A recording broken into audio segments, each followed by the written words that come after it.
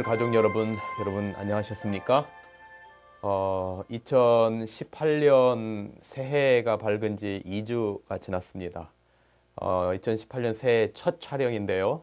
여러분 새해 복 많이 받으시고 여러분의 가정과 또 하시는 모든 일에 하나님께서 크게 축복해 주시는 그런 한 해가 되기를 진심으로 바랍니다. 오늘 저는 2018년 첫 번째 이 촬영하면서 어떤 말씀을 드릴까 생각을 하다가 바벨 언어와 에덴의 언어라고 하는 말씀으로 오늘 말씀을 좀 드리면 좋겠다 싶습니다. 여러분 혹시 그런 생각 해보셨습니까? 에덴 동산에서는 창세기 1장과 2장에 에덴 동산이 기록되어 있잖아요. 에덴 동산에서는 아담과 하와가 어떤 언어를 사용했을까? 아담과 하와가 하나님과 동산을 거닐며 최상의 자연 환경과 완벽한 사랑으로 행복을 누렸을 그 시절, 우리가 돌아가고 싶은 시절 아닙니까? 그들도 우리가 서로 대화하는 것처럼 뭔가 언어를 사용하였을 것입니다. 왜냐하면 성경에 보면 아담과 하와가 그 서로 뱀과 대화하는 사실도 알 수 있고, 또한 하나님과 대화했다라고 하는 사실도 우리는 알 수 있습니다. 그리고 또 아담과 하와 자신들도 무언가 대화를 했겠지요. 대화를 하기 위해서는 어떤 수화나 이런 것만 하진 않았을 것이고, 분명히 그들이 어떤 언어를 사용했을 것입니다. 어떤 말을 썼을까요? 한국말을 썼을까요? 영어를 썼을까요? 아니면 스페인어를 썼을까요? 어떤 언어를 썼을까요? 그들이 사용한 것은 그것이 어떤 언어인지 그 언어의 어떤 종류에 대하여는 우리가 알 길이 없지만, 그들이 사용한 언어를 우리는 에덴의 언어 혹은 하늘의 언어라고 해도 과언이 아닐 것입니다. 이 에덴의 언어는 아담과 하와가 선악과를 먹고 이제 에덴 동산에서 나온 후에도 그들의 언어는 계속해서 사용되었을 것입니다.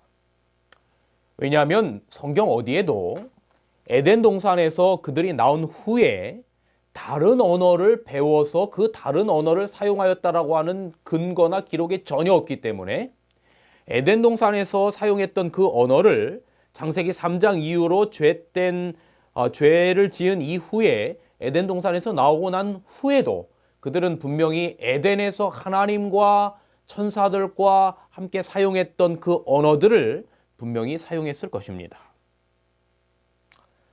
꽤 많은 시간이 흘렀습니다. 죄악이 이 땅에 너무나 관영하여 하나님께서 창세기 7장과 8장에 보면 홍수로 세상을 멸하십니다. 그리고 얼마나 지났을까요? 성경 창세기 11장에 의하면 그것은 약 불과 한 100여 년 정도 지나고 난 다음에 창세기 11장에 바벨탑 사건이 있었던 것으로 우리가 합리적으로 추정해 볼 수 있습니다. 노아의 아들 셈이 홍수 후 2년에 아르박삿을 낳았고, 그렇게 기록하고 있어요. 그리고 아르박삿이 35세의 셀라 30세의 에벨 34세의 벨렉을 낳았으니라고 기록하고 있습니다. 이것은 기껏 우리가 다 계산해 보면 노아 홍수 이후에 벨렉이라고 하는 사람이 나올 때까지 101년 정도의 시간이 지난 때입니다. 그러니까 벨렉이 태어났을 때에 바벨탑 사건이 있었어요. 창세기 10장 25절에 보면 이렇게 기록하고 있습니다. 에벨은 두 아들을 낳고 하나의 이름을 벨렉이라 하였으니 그때 세상이 나뉘었으며 그랬어요. 우리가 아는 것처럼 성경 창세기 11장에는 바벨탑 사건 이후로 언어나 세상의 모든 종족들이 다 나뉘게 되는 이야기가 기록되어 있습니다. 그러므로 벨렉이라고 하는 사람이 나왔을 때 세상이 나뉘었으니까 그때의 바벨탑 사건이 있었다라고 하는 것을 합리적으로 추정해 볼 수 있고, 그 벨렉은 이제 노아의 그 후손들이 노아 이후에 약 한 101년 정도 후에 태어난 사람입니다. 그러므로 노아홍수 후 101년 정도 시간이 지나고 난 다음에 바벨탑 사건이 있었던 것입니다. 바벨탑 사건이 있었던 때가 약 한 BC 2348년 정도가 아닐까 추정을 합니다. 그러면 그때까지도 그들이 사용했던 언어는 아담과 하와가 에덴 동산에서 사용했던 그 언어를 창세기 11장의 시대까지 사용했었을 것으로 추정하는 것이 아주 무리가 없는 이유는 아담과 하와가 에덴 동산에서 나오고 난 다음에 그들이 에덴에서 사용했던 그 언어를 계속해서 사용했고, 아까 말씀드린 것처럼, 왜냐하면 새로운 언어를 배워서 사용했다는 기록이 없기 때문에, 그리고 그것이 창세기 11장까지 기록이 되어 있는 것입니다.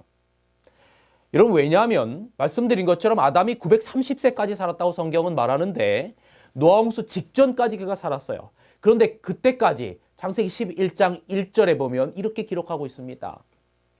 온 땅의 언어가 하나요, 말이 하나였더라.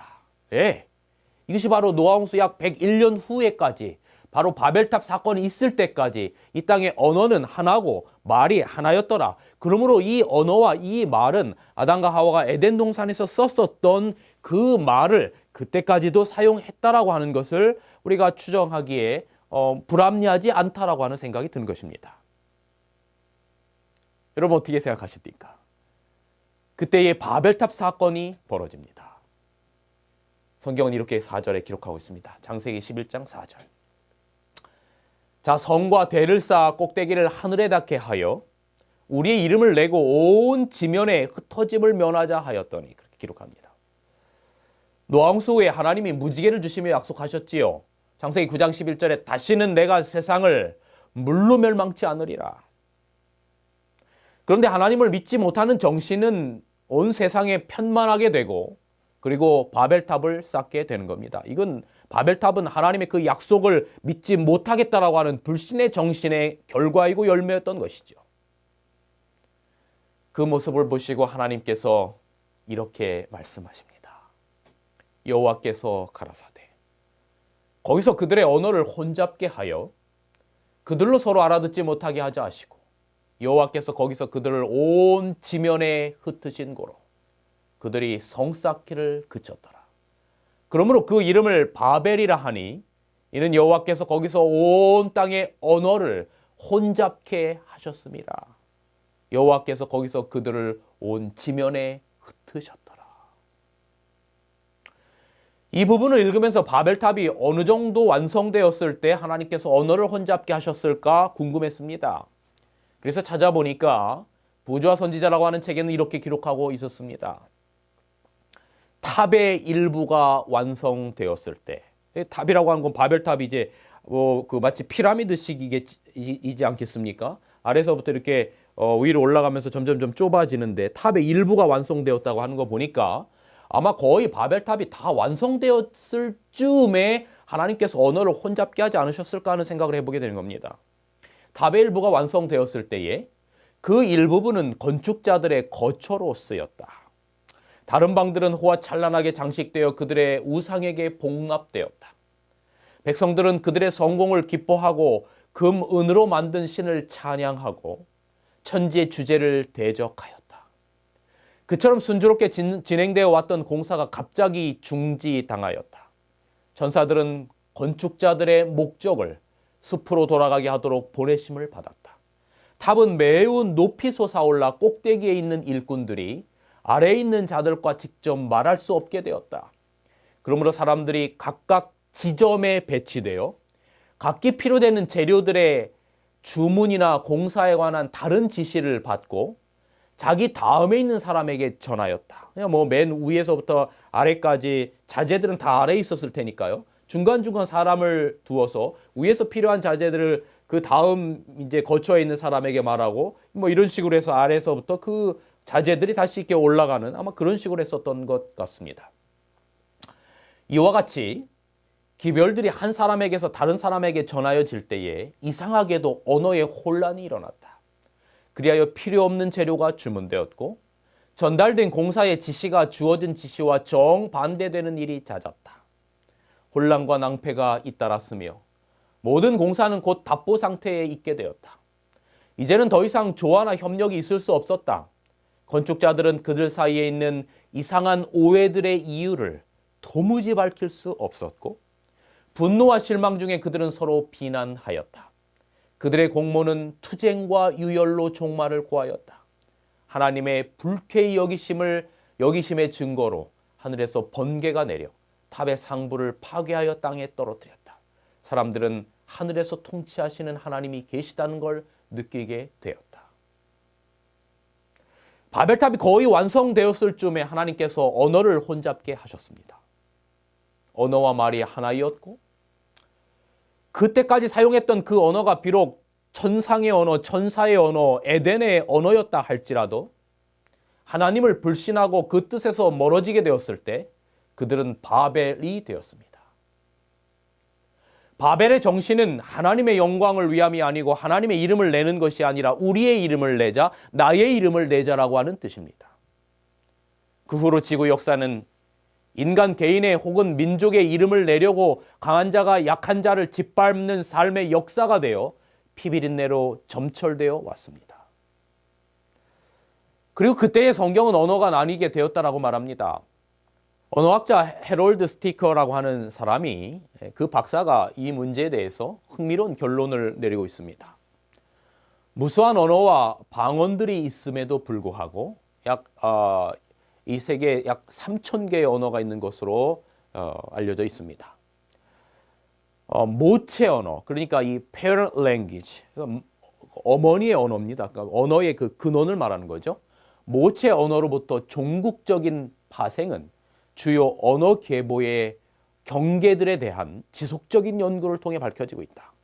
충분히 유사하고 다르지 않은 구문과 어휘의 공통적인 모습들은 공통 조상 언어가 있었음에 틀림없다라고 가르치고 있다. 그러니까 이 세상에 많은 지금 현재 존재하고 있는 3,000개의 언어와 방언들, 사투리들, 이 모든 것들의 언어는 하나로부터 왔다라고 이야기하는 것입니다.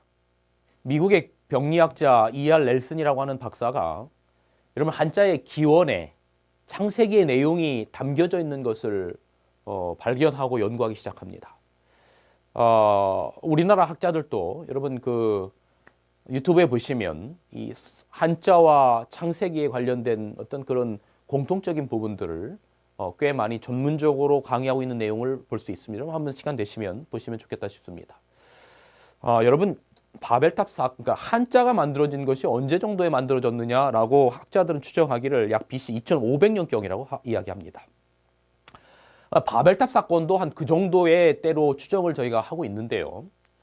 그렇다면 이 바벨탑 사건과 그 이후에 이제 노아의 후손들이 흩어지고 나서 우리는 이제 셈의 족속들인데 그 셈의 족속들이 우리 그 아시아권을 형성했다라고 저희가 그렇게 생각을 하거든요. 그렇다면 그 노아 홍수에 가지고 있었던 그 사상과 그 언어적인 어떤 배경이 한자를 만드는데 상당히 영향을 미쳤을 거라고 하는 것을 우리가 추정하기에 그렇게 무리가 있지 않다라고 생각이 듭니다. 이러면 아담이 무두셀라 때까지 살았어요. 성경을 이렇게 쭉 그 연대를 계산해 보면. 그런데 이 무두셀라는 셈의 때까지 삽니다. 여러분 셈은 바벨탑 사건 이후 400년을 더 삽니다. 그렇기 때문에 이 셈이 사실상 천지창조나 노아홍수 사건이나 바벨탑 사건까지 전부를 그의 후손들에게 구전으로 전해줄 수 있었을 것입니다. 그러니까 바벨탑 사건 이후에 사람들이 흩어지고 셈의 후손들이 이 중국 쪽으로, 그죠? 오늘 아시아 쪽으로 이주하여서 그들이 한자를 만들게 될 때에 창세기의 내용이 우연의 일치라고는 보기 어려운 것입니다. 저도 이 내용들은 이 전문가들의 내용들을 좀 빌려와서 말씀을 드리는 건데요. 배선자를 한자를 보시면 이 배선자를 분류해 보면 이 배주자에 요 두 개로 나뉘지 않습니까? 이 앞부분 여러분 한자를 지금 스크린을 통해서 보고 계시죠? 그 배주자에 그 다음에 노아 방주에서 몇 명이 타고 있었습니까? 노아의 가족들이 8명, 그렇죠? 8명. 그래서 팔자, 그 다음 밑에 사람이 입구자. 이걸 배선자로 만들었어요. 그러니까 배 안에 8명의 사람들이 탄 것을 배선자로 만들었어요. 그 다음에 금알 금자를 한번 보시겠습니까? 하나님께서 두 나무를 두셨습니다. 에덴 동산에 어떤 나무? 선악과와 생명과 대표적인 두 나무죠. 예, 그런데 그 밑에는 보면은 이 볼시자가 이렇게 되어 있습니다. 그래서 그 선악과 나무를 보지 말라. 예, 그래서 그것을 금한다. 먹지 말라. 예, 그래서 그걸 금할 금자로 만든 겁니다. 이게 상세기의 사상과 상당히 비슷한 것이죠. 타말 남자를 보실까요? 이 두 나무를 바라보는 밑에 계집 여자가 있잖아요. 여자의 마음. 그래서 하와가 선악과를 보면서 먹음직도 하고 보암직도 하고 탐스럽게 지혜롭게 할 만큼 탐스럽기도 하다. 뭐 그런 맥락에서 타말 남자를 우리가 이해할 수 있을 것 같고요. 동산 원자, 그 밖에 테두리로 쳐 있는 에덴 동산 안에, 그죠? 흑토자가 있고 사람 인자가 2개 있고 입구자가 있습니다. 그래서 에덴 동산 안에 2명의 사람들을 둔 게 동산 원자. 그다음에 지을 조자, 이 흑토자에, 그죠? 생기를 상징하는 것을 가에다 이렇게 테두리를 쳐놨고요. 그다음에 거기에 사람의 입이 있습니다. 그래서 하나님께서 흙으로 만들어진 아담에게 하나님의 호흡을 불어넣으셨다. 창세기 2장 7절의 이야기죠. 이게 뭐 많은 이야기가 있는데 상당히 성경의 창세기의 내용을 알지 못하면 이런 것 한자를 이렇게 만들기 어렵다 싶을 만큼 상당히 많이 일치해져 있는, 몇 가지만 좀 설명을 드렸지만 꽤 많은 부분을 그렇게 설명하고 있습니다. 여러분, 아무튼 오늘 제가 말씀드리려고 하는 것이 뭐 이런 것이 핵심이 아니고 에덴의 언어에서, 그죠? 에덴의 언어로부터 아담과 하와가 썼던 언어로부터 그것이 이 바벨탑 사건까지 이어지고 그 후로 이제 셈의 후손들까지 이어지고 오늘날 한자가 그 많은 영향력 아래서 생기게 되었다. 그러므로 세상의 모든 언어들, 아까 말씀드린 것처럼 약 3,000개의 이 언어와 다이렉트, 이런 모든 것들은 하나의 언어로부터 왔는데 그것은 아담과 하와가 창세기 2장에 에덴 동산에서 썼던 그 언어로부터 온 것이다 라고 하는 이야기를 드렸고, 그래서 그 바벨탑은 에덴의 언어를 사용했음에도 불구하고 하나님께 거역하고 자신의 이름을 높이고자 했을 때에 에덴의 언어를 사용했음에도 불구하고 세상은 흩어지고 나뉘게 되었다 하는 이야기를 드리고 싶었던 것입니다. 그런데 여러분, 성경에는 이 바벨탑 사건의 역사건이 기록되어 있습니다. 그것이 어디에 기록되어 있냐면 사도행전 2장에 기록되어 있습니다. 바로 오순절 사건입니다. 오순절은 역사적으로 대단히 큰 의미가 있습니다. 바벨탑 사건에 완전히 반대되는 사건입니다. 바벨탑 사건에서 언어가 하나였지만 그것이 에덴의 언어든 천상의 언어든 천사의 언어든 언어가 하나였지만 하나님께 대한 불순종으로 말미암아 언어는 흩어지게 되었고 인류는 불행하게 되었습니다. 그리고 민족들은 나뉘게 되었습니다. 그런데 이 바벨탑 사건이 통째로 뒤흔들린 때가 있었는데 그때가 바로 오순절 때였습니다. 오순절을 지키기 위해서 전국 각지에서 신실한 유대인들이 예루살렘에 모였습니다. 여러분, 사도행전 2장에 보면 그 오순절 사건을 설명하면서 얼마나 많은 전국 각지에서 사람들이 모였는지 그 지역들의 이름들이 다 기록되어 있어요. 수십 가지의 각각 다른 언어를 쓰인 사람들이 모인 것입니다. 이때는 복음을 전할 절호의 기회였어요. 이때 성령께서 임하셨고 제자들이 말할 때에 각지에서 모인 사람들이 각각 자기의 언어로 듣게 되는 놀라운 역사가 일어나게 된 것입니다. 한번 성경 보겠습니다. 사도행전 2장 5절로 12절의 내용입니다. 이 소리가 나매 큰 무리가 모여 각각 자기의 방언으로, 자기의 그 지역의 말로 제자들의 말하는 것을 듣고 그랬어요. 소동하여 다 놀라 기이 여겨 이르되, 보라, 이 말하는 사람이 다 갈릴리 사람이 아니냐? 우리가 우리 각 사람의 난 곳 방언으로 듣게 되는 것이 어찌미니요? 우리가 다 우리의 각 방언으로 하나님의 큰 일 말함을 듣는도다. 언어가 하나 되는 창세기 11장 이전으로 돌아가는 경험을 하게 되는 것입니다.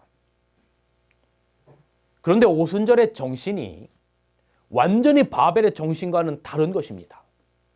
바벨의 정신은 우리의 이름을 내자는 것이었고, 오순절의 정신은 어디 있나요? 예, 바로 이건 성령의 역사인데 그를 통해 이런 삶을 살았지요. 사도행전 2장 46절 47절에 보면 날마다 마음을 같이하여 성전에 모이기를 힘쓰고 집에서 떡을 떼며 기쁨과 순전한 마음으로 음식을 먹고 한 마음으로 하나님을 찬미하며 하나님께 영광을 돌리는 삶이었어요. 그러니 이것은 바벨의 정신과는 사상과는 완전히 다른 사상이 오순절의 사상이었던 것입니다. 그러므로 말미암아 언어는 수십 가지였지만 마음을 같이하고 성령께서 임하셨을 때 온전히 하늘의 정신이 되었던 것입니다. 바벨탑 사건은 언어가 하나였지만 하나님께 불신하고 그들의 마음이 나뉘게 되었을 때 온 세상이 나뉘게 되었지만 오순절의 사건은 언어가 여러 가지고 각 민족들이 각각 다른 곳에서 왔지만 그럼에도 불구하고 그들은 성령 안에서 마음을 같이하고 하나님께 한 마음으로 영광을 돌리게 될 때 하나가 되는 역사가 일어나게 된 것이지요. 그런데 여러분, 우리가 이 땅에서 초대교회처럼 하늘의 정신과 하늘의 언어를 맛보도록 주신 게 있습니다. 다시 말하면 오늘 우리가 2018년이라고 하는 이 때를 살아가는 우리들에게 하늘의 정신과 하늘의 사상과 하늘의 언어를 맛보도록 주신 게 있어요. 그것이 바로 고린도전서 13장에 기록되어 있는 사랑입니다. 1절로부터 3절, 내가 사람의 방언과 천사의 말을 할지라도. 무슨 말입니까? 다시 말하면 에덴에서 썼던 천상의 언어, 에덴의 언어를 썼다 할지라도 그 말입니다. 사랑이 없으면 소리나는 구리와 울리는 꽹과리가 되고, 내가 예언하는 능이 있어 모든 비밀과 모든 지식을 알고 또 산을 옮길 만한 모든 믿음이 있을지라도 사랑이 없으면 내가 아무것도 아니요. 내가 내게 있는 모든 것으로 구제하고 또 몸을 불사르게 내어 줄지라도 사랑이 없으면 내게 아무런 유익이 없느니라. 아멘. 여러분, 오늘 본문 1절, 2절, 3절, 여기 그 고린도전 13장을 말하는 겁니다. 1절, 2절, 3절은 다 뭐로 시작하냐면 내가로 시작합니다. I로 시작해요. I. 그리고 나, I라고 하는 인칭 대명사가 6번이나 나옵니다. 이는 결국 무엇을 말하는 것일까요? 사랑은 너, 유의 문제이기 이전에 나의 문제라는 것입니다. 내가 사랑의 사람이 되기 이전에 내가 사랑의 사람이 되어야 하는 것이고, 내가 사랑이 없는 것이 문제이기 이전에 내가 사랑이 없는 것이 문제이고, 내가 사랑하지 못하는 것 이전에 내가 사랑하지 못하는 것이 진짜 문제임을 말씀하는 겁니다. 내 탓이오가 전염병처럼 만연되어 있는 세상에, 이 시대에 여러분, 그리스도의 능력이 무엇인지를 생각하게 하는 말씀이 아닐 수 없습니다. 내 탓이오 하는 게 어디서 시작되었는지 보았더니 아담이 선악과를 먹고 당신이 주신 여자가 그렇게 했어요. 여자 탓이라는 거죠. 여자는 당신이 창조하신 뱀이 하나님 당신 내 탓이오 하는 거죠. 이 정신이 오늘날 세상에 만연해 있습니다. 여러분, 하나님의 피로 사신 교회는 절대로 이런 정신이 있으면 안 될 것입니다. 아이가 길을 가고 있었습니다. 교회 어린이 모임에 가는 길입니다. 빛나는 햇살, 살랑이는 바람, 콧노래가 절로 나옵니다. 평소와 달리 오늘은 엄마가 500원짜리 동전을 2개나 주셨기 때문에 더 기쁜 것입니다. 얘야, 동전 하나는 헌금하고 하나는 오는 길에 과자 사 먹거라. 팔짝팔짝 뛰어가는 아이의 모습이 귀엽습니다. 동전을 양손에 쥐고 양손을 보면서 오늘 하나는 헌금을 드리고 하나는 과자를 사 먹어야지 하면서 기쁜 마음으로 교회를 가는 것입니다. 마침내 이 아이가 교회를 가기 전에 시내를 건너게 되었어요. 물속에 비치는 아이의 모습은 여전히 행복해 보입니다. 그런데 뒤뚱뒤뚱 징검다리를 건너다가 아이는 그만 동전 하나를 물속에 떨어뜨리고 말았어요. 순간 아이의 반응이 무엇이었는지 아십니까? 이를 어쩌나. 헌금할 동전이 떨어졌네. 글쎄. 헌금할 동전이 떨어졌네. 여러분 무슨 이야기지만 사람이 자기 중심의 본능에 대한 것을 느끼게 하는 이야기입니다. 바벨의 정신이 우리의 이름을 내고였다면 오순절의 정신은 바로 사랑은 자기의 이름을 굳지 아니하고인 것이지요. 그래서 고린도서 13장 에덴의 언어는 하늘의 언어는 사랑의 언어라고 말하면서 이렇게 말하는 것입니다. 사랑은 오래 참고 사랑은 온유하며 시기하지 아니하고 사랑은 자랑하지 아니하며 교만하지 아니하며 무례히 행치 아니하며 자기의 유익을 굳지 아니하며 성내지 아니하며 악한 것을 생각지 아니하며 불의를 기뻐하지 아니하며 진리와 함께 기뻐하고 모든 것을 참으며 모든 것을 믿으며 모든 것을 바라며 모든 것을 견디느니라. 여러분, 사랑의 첫 번째 내용은 오래 참음입니다. 그 사랑은 오래 참는 것입니다. 바벨탑 사건에서 하나님께서 세상을 물로 멸망치 않겠다고 했는데 믿지 못하고 참지 못하는 거죠. 오래 참음에서 사랑은 구현되고 마침내 사랑의 열매를 맺습니다. 그럼에도 문제는 오래 참는 것이 말처럼 생각처럼 쉽지가 않지요. 더욱이 요즘처럼 참지 못하는 시대는 더더욱 그렇습니다. 그래서 남은 무리의 특징이 요한계시록 14장 12절에 뭐라고 했어요? 성도들의 인내가 여기 있나니 저희는 하나님의 계명과 예수 믿음을 지키는 자니라. 그 후에 사랑은 온유하고 자랑치 않고 교만치 않고 자기의 유익을 굳지 않고 성내지 않고 악한 것을 생각지 않고 불의를 기뻐하지 않고 진리를 기뻐하고 이 모든 것이 바벨의 정신과는 완전히 반대죠. 왜냐하면 원천적으로 사랑은 하나님의 것이고 사랑의 능력은 하나님께로부터 오기 때문입니다. 사랑은 성령의 열매이기 때문이에요. 이야기가 갈라디아 5장에도 기록되어 있어요. 육체의 열매, 다시 말하면 바벨의 열매와 성령의 열매, 오순절의 열매를 비교하고 있는 겁니다. 육체의 열매, 바벨의 열매는 뭡니까? 음행과 호색과 우상숭배와 숭배와 술수와 원수 맺는 것과 분쟁과 시기와 분냉과 당짓는 것과 분리와 술 취함과 방탕함, 이 모든 것들이 하나님 없이 자기 중심적으로 살게 될 때 이르르는 육체의 열매요 바벨의 열매인 것이죠. 그러나 그와 반대로 오순절의 열매요 성령의 열매는 자기 자신이 아니라 하나님을 바라보면서 하나님의 예수님의 십자가를 바라보면서 사는 때에 이르러 오는 열매입니다. 사랑이요 희락이요 화평이요 오래 참음이요 자비요 양선이요 충성이며 온유며 철저인 것이죠. 여러분, 우리는 주님 안에서 여러 가지 신앙적 지식을 쌓고 영적인 경험들을 할 수 있습니다. 그러나 그 모든 것들은 온전하지 않습니다. 그것은 신앙적 지식과 경험의 한 부분일 뿐입니다. 우리의 신앙적 지식과 경험의 온전함은 우리가 세상을 떠나 영원하신 주님 앞에 설 때 이루어지게 되는 것입니다. 그럼에도 주님 안에서 우리의 신앙적 지식과 경험이 온전해지는 길이 있습니다. 그것이 바로 사랑입니다. 사랑 안에서 우리의 신앙적 지식과 경험은 온전해집니다. 신학자나 신비한 은사를 가진 자가 아니라 오직 사랑으로 사는 그리스도 안에서의 신앙적 지식과 경험의 온전함을 깨닫는 것입니다. 왜냐하면 우리 주님이 사랑의 주님이시기 때문입니다. 골로새서 3장 14절은 그래서 이렇게 말씀하지요. 이 모든 것들 위에 사랑을 더하라. 이는 온전히 매는 띠니라. 여러분, 그러면 우리가 새하늘과 새 땅에 이제 결국 하늘에 가게 되었을 때 다시 회복된 에덴의 언어를 쓰겠지요.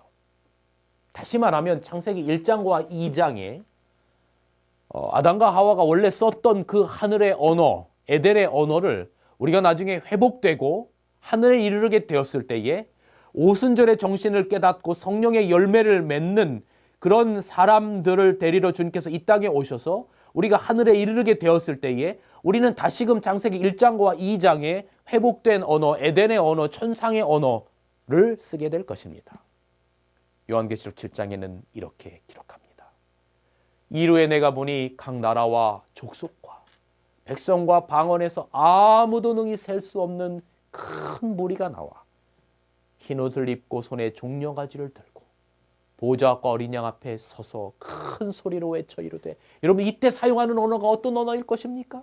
바로 여러분 창세기 2장에서 아담과 하와가 하나님과 함께 동행하며 썼던 그 천상의 언어, 에덴의 언어, 사랑의 언어, 그 언어로 외쳐 이르되 구원하심이 보좌에 앉으신 우리 하나님과 어린 양에게 있도다 하니, 모든 천사가 보좌와 장로들과 내 생물 주위에 서 있다가 보좌 앞에 엎드려 얼굴을 대고 하나님께 경배하여 이르되 아멘. 찬송과 영광과 지혜와 감사와 존귀와 권능과 힘이 우리 하나님께 세세토록 있을지어다. 아멘 하더라. 여러분, 각 나라와 족속과 백성과 방언에서 셀 수 없는 무리가 나와서 예수님과 하나님의 보좌 앞에 큰 소리로 하늘의 언어로 외칠 것입니다. 예배를 드리는 겁니다. 그때 언어는 우리가 이 세상에서 그렇게 다른 나라 언어를 배우려고 그렇게 고생할 필요가 없는 회복된 에덴의 언어, 하늘의 언어일 것입니다. 각 나라와 족속이 한 소리, 한 언어로 하나님께 영광을 들려드리는 그 모습을, 그 웅장한 모습을 상상하여 보십시오. 온 하늘의 오케스트라가 음악이 펼쳐지고 하늘 유리바닷가에서 어린 양의 피로 구원함을 입은 백성들이 모여서 한 회복된 에덴의 언어를 가지고 하나님을 찬송할 때, 그때는 나를 찬송함이 없을 것이고 전적으로 하나님을 찬송할 때 감추어져 있었던 그 언어, 그 언어의 본능을 따라 우리의 입술을 적실 것이며 찬양과 예배의 도구가 바로 될 것입니다. 여러분, 회복된 에덴의 언어로서 하나님과 우리의 신랑 되시는 예수님께 영광의 찬양을 올려드릴 그날을 고대합시다. 그리고 그때까지 우리의 언어로 하나님께 영광을 돌리고 사랑의 언어로 서로 격려하며 살아갑시다. 그리고 우리 가정과 교회와 우리 주변을 하늘의 언어로 밝게 비치는 여러분과 제가 되시기를 간절히 바라고, 우리 진리의 뿔 가족 여러분들이 되시기를 간절히 바라면서 오늘 말씀을 드리겠습니다. 감사합니다. 진리 횃불 웹사이트에는 이 시대를 위한 하나님의 말씀이 준비되어 있습니다. 다음과 같은 성경 연구 자료를 통해서 하나님을 더 깊이 만나게 되길 간절히 바랍니다.